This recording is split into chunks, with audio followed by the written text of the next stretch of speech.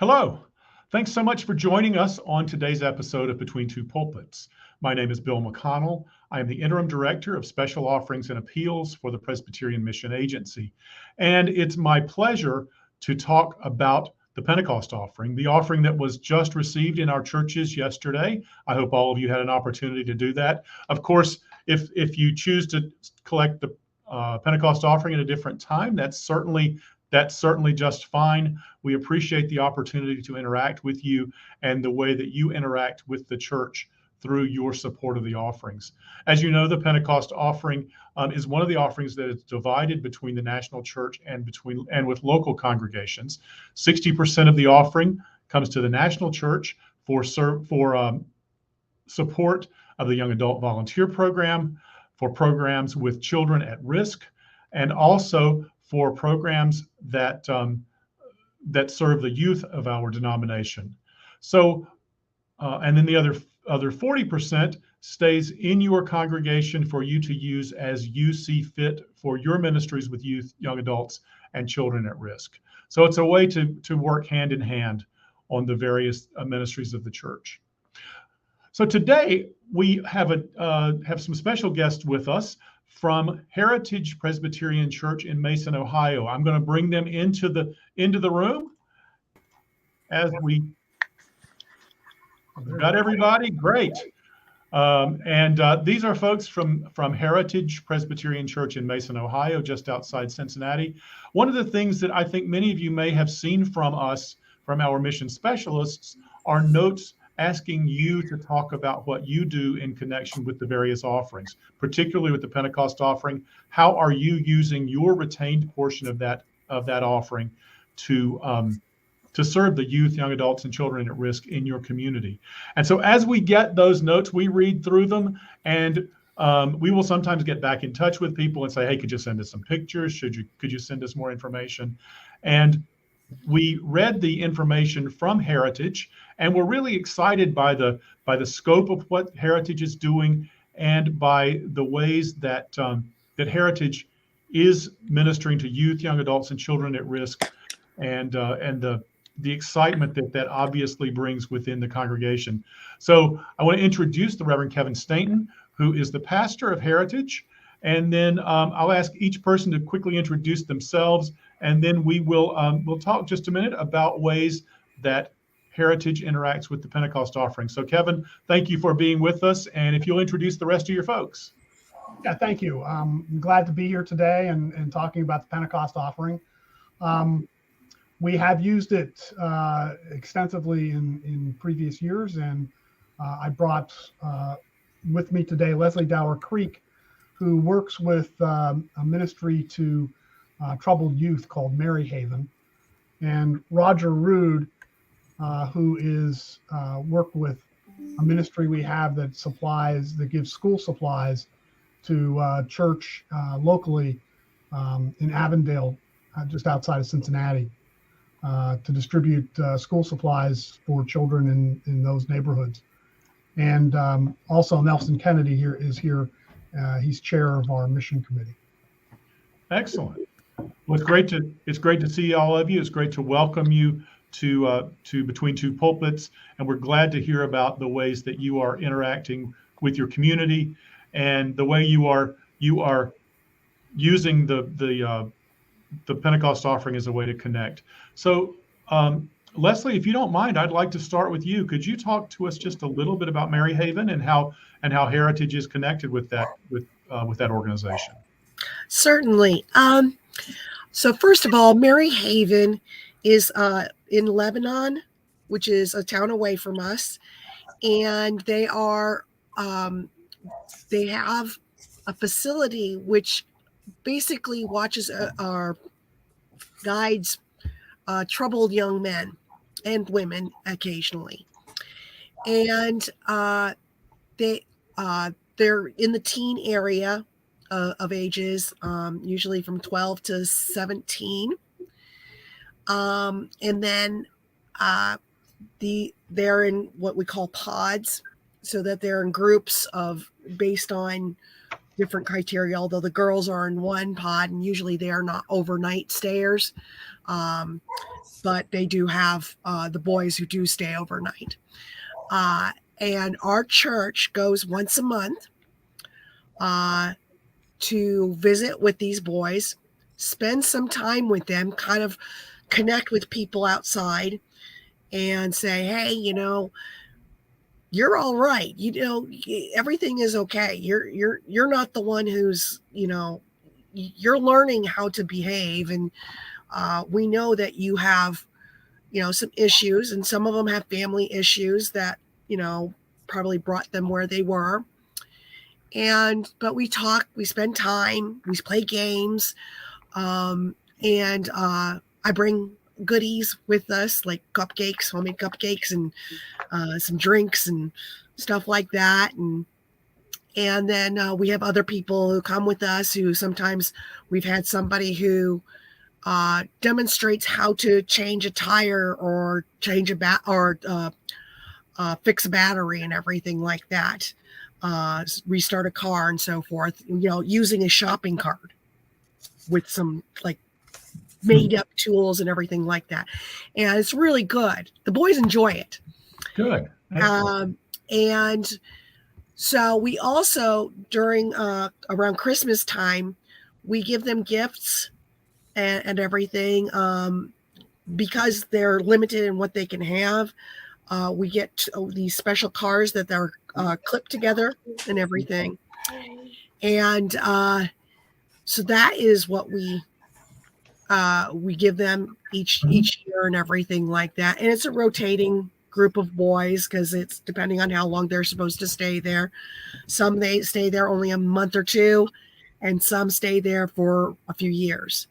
It just really depends on the boys and everything like that. And it is a faith-based facility. And so what we do sometimes with the money that we do have for them is some of it goes to the gifts, for instance, that we have for Mary Haven. And then we have other things that go towards just helping and just giving money to them so that they can help do the things that they do. Excellent. Well, and it's I think you've found a good combination too of things that you're using the funds from the Pentecost offering to bring gifts and food and those sort of things to the boys, but also that you're bringing yourselves, and that you're not only giving things, but you're also giving of yourselves. And I think that's important. And that actually means more to them. They really appreciate us coming there. Mm-hmm. I always get a thank you from at least one, if not all of the boys there. Wonderful. They really do appreciate it. Excellent. Now, Roger, I believe you are the leader of the backpack ministry. Is that right? I'm one of them, yes. So tell us about that. I mean, I know I've seen a number of churches doing backpack ministries. Tell me about yours. We are now in our 16th year. It is a partnership between us and Carmel Presbyterian Church, which is an African-American Presbyterian church, more in one of the lower income areas of the city of Cincinnati. And we joined it, like I said, 16 years ago. They were already doing a back to school kind of program in their neighborhood. And they talked to us about, and they even had a summer school for kids who had gotten a little bit behind. And they talked about the need for school supplies. The parents couldn't afford it, and the school couldn't afford it. So I was co-chair of mission at that point, and we decided to see what we could do. And the first year, I think we put together about 100 kits of school supplies, and it has grown since. Last year was our biggest yet. We had over 800. Wow. backpacks. Wow. Originally, it was only in the last 5 or 6 years has it been backpacks. Before then, we had plastic bags that we would put it in, the supplies in. So the neat thing about this is that it is by far our biggest mission activity in terms of participation by members of the congregation. We have a lot of people who give supplies or give monetary donations. When we do the packing of the backpacks, we will have 40 people, everywhere from 6 years old up into their 80s, participating in this. And we have people from Carmel come up and join us in this. We kick off the program at Vacation Bible School. And one of the things is we talk to the kids about the fact that there are other kids in starting school whose families don't have the monies for school supplies. And so we're trying to help on that. Well, those kids and their parents will bring in school supplies. So they literally kick off the drive every year. And it sounds like you're using or not you are involving your own children and your Vacation Bible School children in partnership with the children that they're helping, so that yes. they can the kids you're from your church know what a kid in school needs, and they can, and they're working together. So that's but wow, 800 backpacks, that's quite an undertaking. I am sure that I don't know whether you do a blessing of the backpacks Sunday, but we do. I imagine that would take up quite a bit of room at the front of your church. Oh, don't trip over them, Kevin. Yeah. No, our atrium is practically filled with backpacks on that day. Yes. Wonderful. Now, Nelson, tell me your role. Compared to Leslie and Roger, I have very little role. I am the mission committee chairman, and as long as I have great people on the committee like Leslie and Roger, there's not a whole lot I have to do. I look into managing the money in the budget. We have money in the budget for a lot of missions, including the two that you just heard about. The budget for this year had $750 for Mary Haven, $500 for backpacks. But and then this year we've allocated it for 2022. We've allocated the Pentecost Youth Offering, which I don't know what we have yet. I should find out maybe even today how much was collected on that offering. And we decide as a committee where we want to put it. And this year it's going to backpacks. And last year it went to backpacks, but for several years prior to that, all went to Mary Haven. So we budget the money, we give the money, and I just support whatever I can do. I show up with one of Roger's 40 people to help load backpacks, and I have been with Leslie a couple of times to deal with the kids at Mary Haven. I'm not sure Leslie emphasized this, but the biggest thing I liked about the Mary Haven ministry is Leslie always has wonderful creative games for the kids to play. And you don't need a board or a dice or cards or anything. It's just like mentally challenging games that they have. So so I'm saying a lot of words, but to answer your question, I really do almost nothing. I don't do it all. I don't know. It sounds like you're being a good chair of the committee. You are keeping things on the right path, and then you're doing what you're told. He's our rock. You're doing what the committee tells you. All right. A rock. That's good. That's a really good explanation.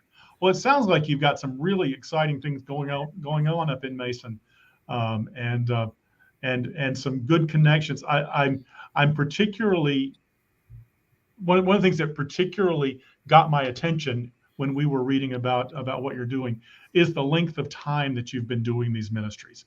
These are not just, we started it this year and we're going to maybe change to something else next year.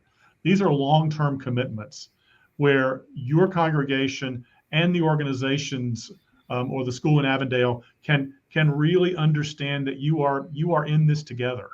And I think that's one of the things that General Assembly did back in 2003, I believe it was to develop a policy statement that said Presbyterians do ministry in partnership. That we're working very hard to do ministry with the people that we're serving, and not just to or for them. And I think this is a great example of that. So Kevin, I know you're the pastor. How do you fit into all this? How do you work this into your leadership of that congregation?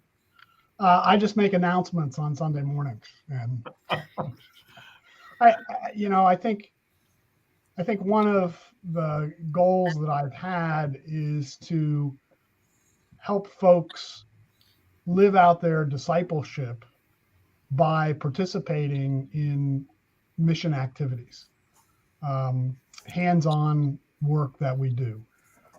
Nelson was too humble about what he does. He's very involved with a ministry for homeless folks, which is a national ministry called Interfaith Hospitality Network, or Family Promise, that we've been supporting. Again, another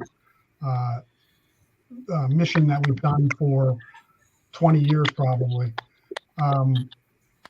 And in these ways, lots of folks can participate in giving more than money, but giving themselves, and that trains us. I think it's a spiritual discipline. To care for other people is a spiritual discipline, and that's what we're trying to do.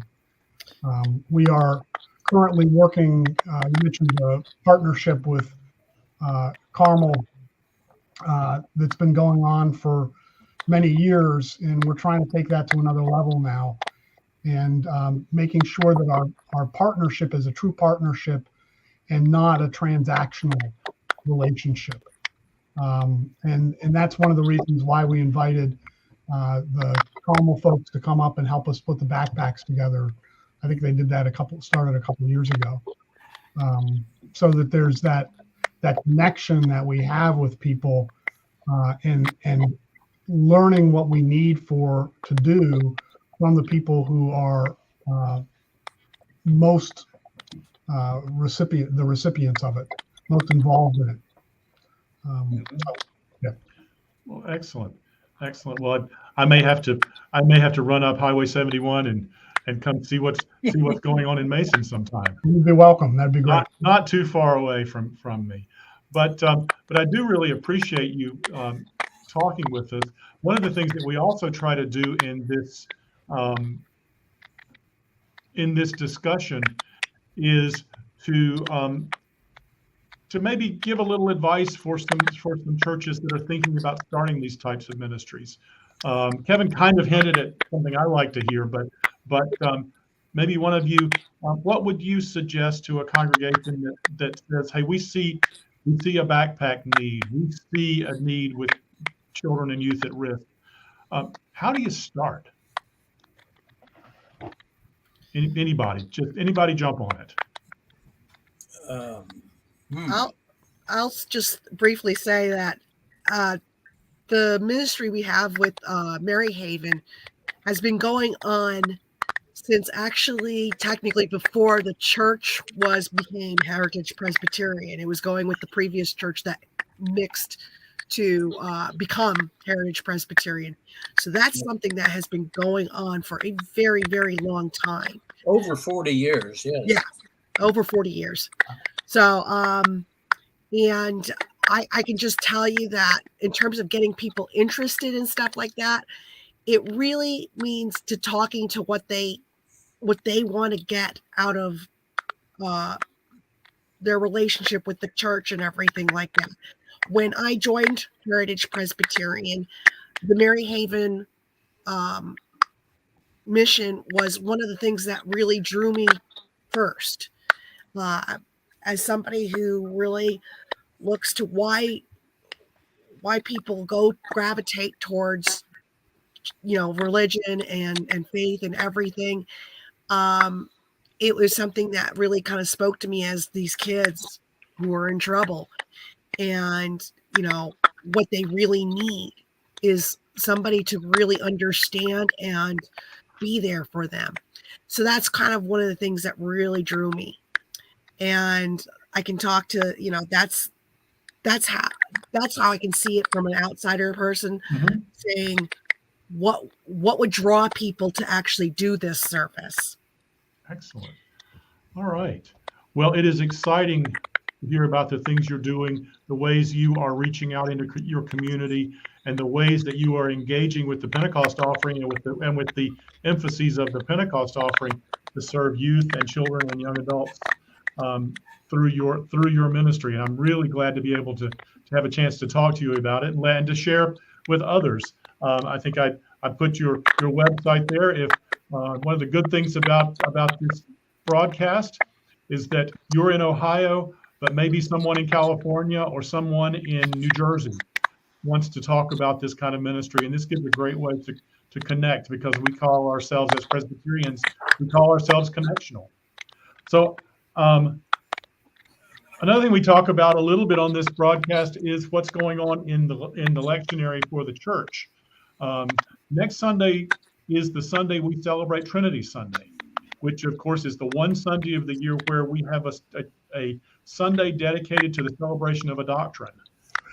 Yeah. And so it's always a tough one for preachers and for congregations.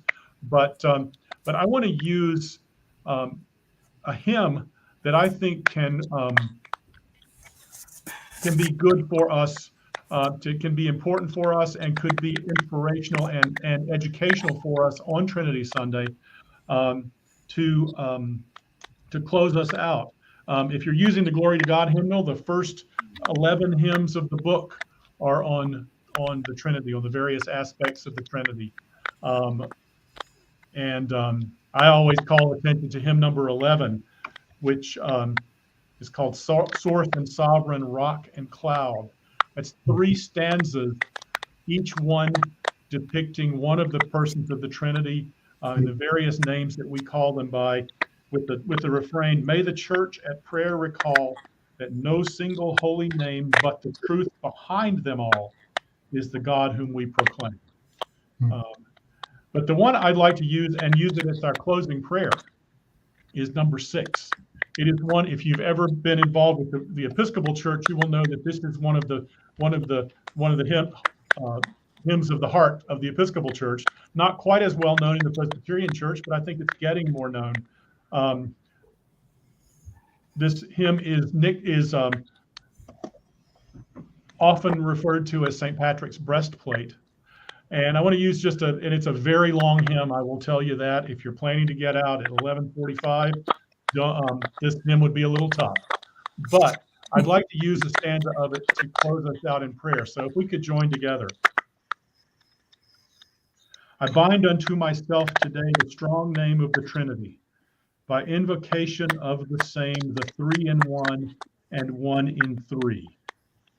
I bind unto myself today the virtues of the starlit heaven, the glorious sun's life-giving ray, the whiteness of the moon at even, the flashing of the lightning free, the whirling wind, tempestuous shocks, the stable earth, the deep salt sea around the old eternal rocks.